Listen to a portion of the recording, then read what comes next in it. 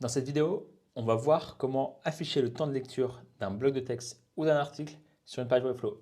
C'est parti! Hello, c'est Benoît de Justa.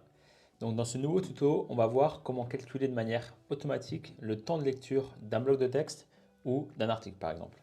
Donc pour ça, j'ai un template ici sur Webflow. Donc là, c'est un template d'article de blog. Donc je l'ai mis sur une page statique pour le tuto, mais bien sûr, le fonctionnement est identique pour une page CMS. Donc, j'ai quoi ici qui est intéressant? J'ai un rich text. Et en fin de compte, on va vouloir calculer le nombre de mots qu'il y a dans ce rich text pour ensuite calculer le temps de lecture. Et donc, ensuite, on va afficher le temps de lecture ici, au niveau du X. Alors, comment on s'y prend? On ajoute d'abord le script sur la page. Donc, on met toute la documentation dans la description de la vidéo.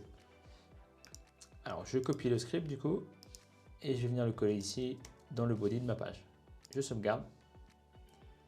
Et maintenant, j'ai trois attributs, deux obligatoires et un optionnel. Donc, le premier, c'est identifier l'élément qui va permettre de compter le temps de lecture. Dans notre cas, c'est notre rich text.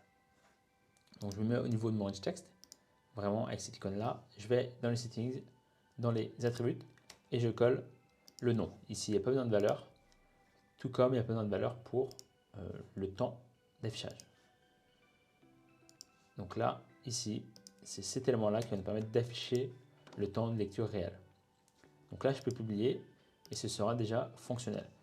On a un troisième attribut qui permet de modifier en fait le nombre de mots lus par défaut. Donc là, voilà, ils disent 2 minutes parce que le nombre de mots lus par minute, il est environ de 265 mots. Donc là, il y a à peu près peut-être 500 mots, donc voilà, ça arrondit à 2 minutes. Mais imaginons qu'on fait du contenu, par exemple pour les enfants, donc le nombre de mots lus par minute, il va être beaucoup plus faible, et donc il faut pouvoir adapter ce nombre de mots par minute pour ensuite adapter le temps de lecture.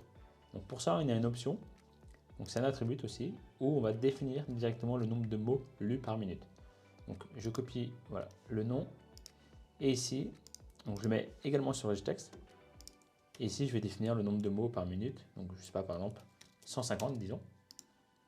Et donc là, ça va venir m'adapter le temps de lecture, puisque forcément, si on lit 2 fois moins de mots quasiment qu'une personne lambda, bah voilà, le temps de lecture est doublé. Donc voilà comment on peut tout simplement afficher le temps de lecture d'un article de manière automatique.